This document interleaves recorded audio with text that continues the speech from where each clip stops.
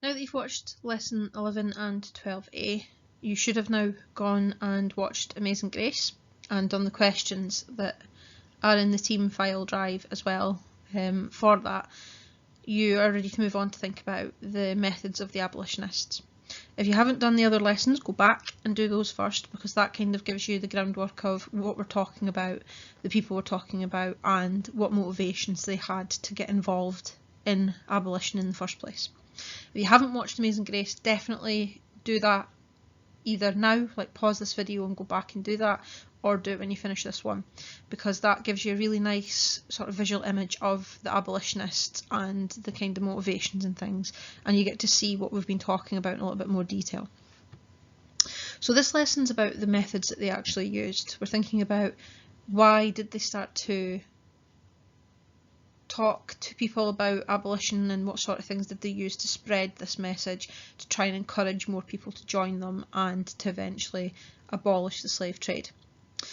So there's two learning intentions for this one. There's a describe point for the methods. We want to be able to describe these methods. Again, this could be a common question that you might get in the National 5 exam, to describe what methods abolitionists used, and we want to be able to explain how successful these methods ultimately were. So were they successful methods? Were they non-successful? Did they have some successes but these were limited, and what reasons were they limited for? So we're thinking about this particular thing at the end of this lesson, and we're going to do tasks to help us do that. So as we've already said, we know that the people who started to really think about abolition were the members of the Society for the Abolition of the Slave Trade. They were completely against slavery and they wanted to abolish it completely. However, they quickly realised that trying to ban slavery completely would be met with an even stronger amount of opposition than they were already facing. There were a lot of different opponents of the abolitionists. It tended to be people who were quite wealthy, very powerful, wealthy slave owners and traders. They did not want the slave trade to end, because obviously this was where they made quite a lot of their money. And we've also got the plantation owners as well, because obviously they are using this workforce, they need the slaves, and they're not really willing to pay for the same level of work that they are getting from these slaves for free. A lot of the MPs had been involved in the slave trade as well. Either they themselves were actually MPs because of the wealth that they'd made in the slave trade, and this is at a time where MPs don't get paid for their work, so it tended to be the wealthy that could actually be an MP. So these people would possibly have to give up their seat because they couldn't afford to stay members of Parliament, or it might be that they had investments in the slave trade, but for whatever reason they were very much against this idea of abolition completely. So they start to think about this idea of, okay, if we can't end slavery completely because we've got too much opposition to this, it's just not going to get passed, what could we try and do that is along that particular line? And if you've seen Amazing Grace, you can see how this idea comes to light. But basically what they decided to do is they're going to try and stop the British ships from transporting these enslaved Africans into the Caribbean if possible. So this is kind of the main aim for the Abolition Society: end the transport of enslaved Africans across the Middle Passage. And to do this they start to use a variety of different methods. They raised awareness of how cruel the slave trade could actually be, and this helped them to gain more people onto their side and make sure that they had more of a following. So the main arguments that they actually used were trying to support this idea of banning the actual transport of the slaves and the trade with British ships to the West Indies. There are three kind of categories that we can group these arguments that they're trying to make into.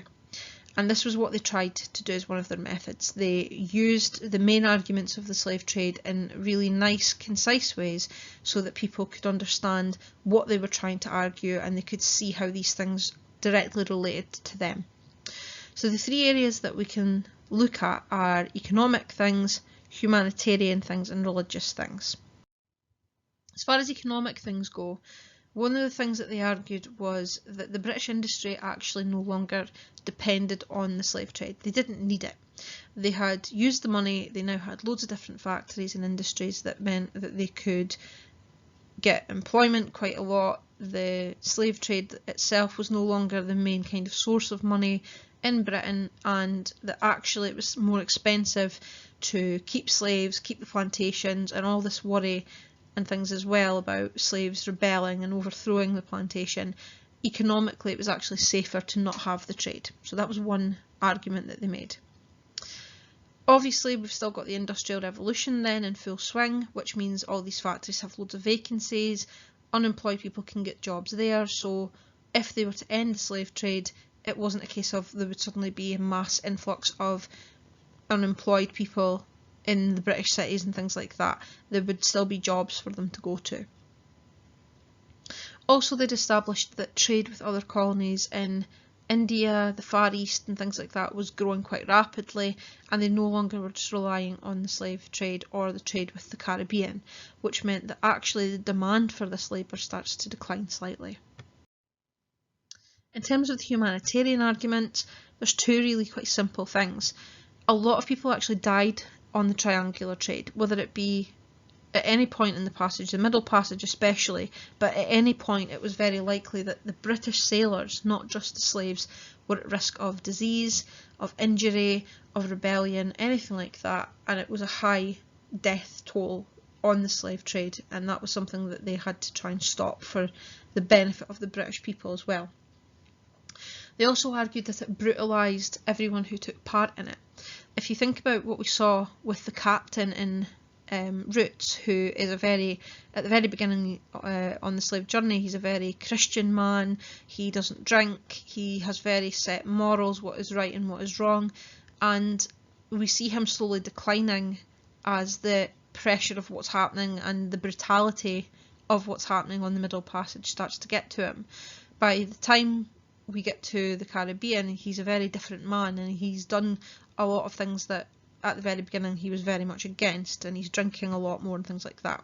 So that's a nice kind of visual example that we've looked at, where you see someone being brutalised just by a small part of the slave trade.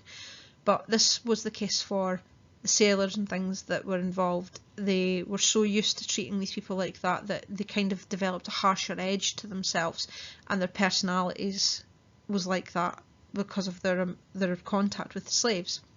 Now, what the abolitionists argued was that when these men then left the slave trade and went on to other jobs and positions, it had changed them in ways that they could never change back from. Some of the slave owners that had turned against it, or the old ex-slave ship captains, for example John Newton, he was one of those people that actually argued that this in fact was the case. He'd become desensitised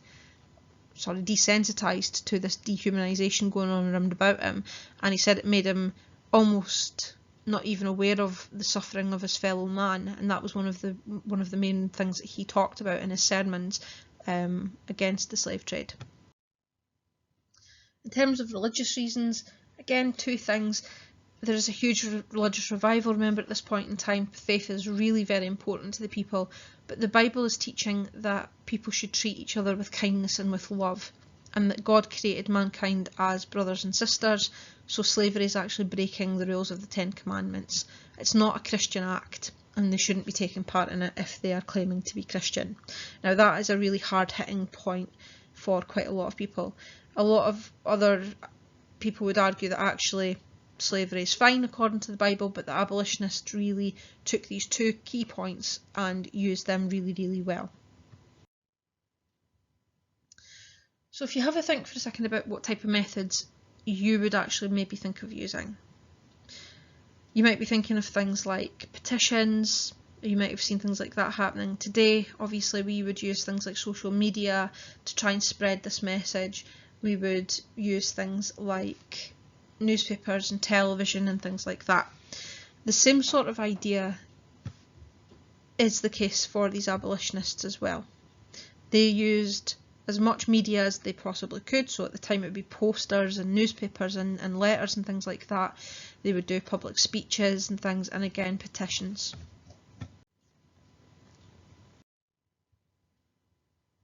So the types of methods they're actually using, one good example is books.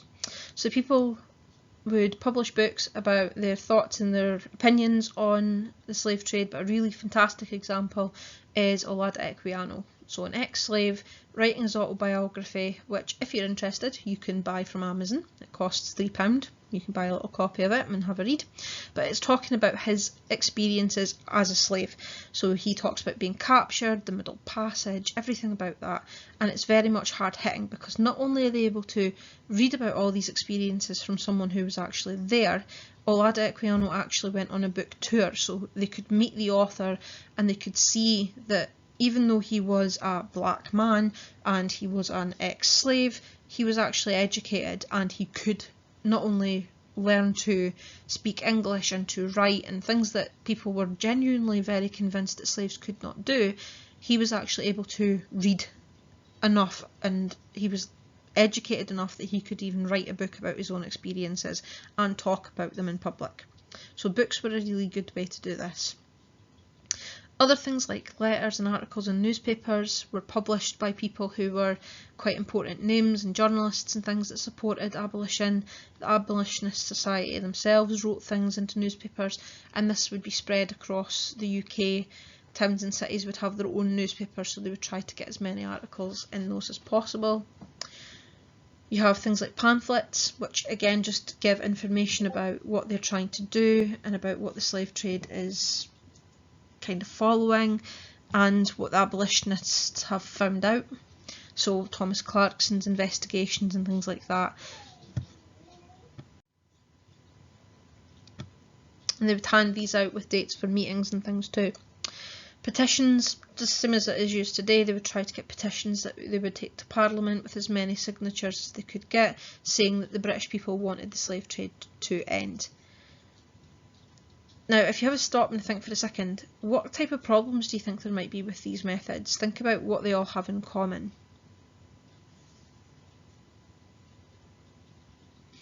The reality is that all of these things require people to be able to read and engage with the method because it's written, printed word. But only half of the people in Britain at this point in time could actually read and write. There was a very seriously high level of illiteracy at that point. So unless they could read and write themselves, they were reliant on other people actually reading these newspapers, pamphlets, and telling them what the petitions and actually these things were for. So they couldn't just use these methods. It wasn't enough and wasn't widespread enough to try and pass on what they were trying to do and trying to encourage people to get involved. So they come up with different ways to communicate with the illiterate people at this point in time. They hold public meetings, places where people can go and they can listen to what's being written in the newspaper. Someone might just be reading one of the newspapers or a pamphlet with information. They might actually have some of the abolitionist campaigners speaking at it. They could see Thomas Clarkson, they could talk to Olad Equiano, just depending on who was involved in the public meeting. Obviously, William Wilberforce gave a lot of very impassioned speeches in Parliament to try and encourage people. They lobbied MPs, so they went to other members of Parliament and tried to convince them to side with them to give their argument more strength. They used songs, things like Amazing Grace itself, and other religious leaders who were involved actually gave sermons talking about the evils of slavery, trying to convince people who were within their parishes to be involved. They put on plays and things to try and encourage people to see the brutality of the slave trade and to actually see it being acted out rather than just reading it. And we've talked about Joshua Wedgwood and the seal, which was a really nice way of kind of being involved without necessarily having to do very much. You could take one of these seals and carry it. It was all in the posters and things like that. You could try and spread the message by passing it on. They made them into jewellery, into pottery, things like that for women to have. It was everywhere that they could actually get it, which was again a very important symbol for the abolitionists to use. One of the most important methods that they become involved in is the sugar boycott, and this is one of the key methods for the abolitionist campaigners. Sugar's one of the most profitable luxury items that slavery provides, and it does provide an awful lot of jobs.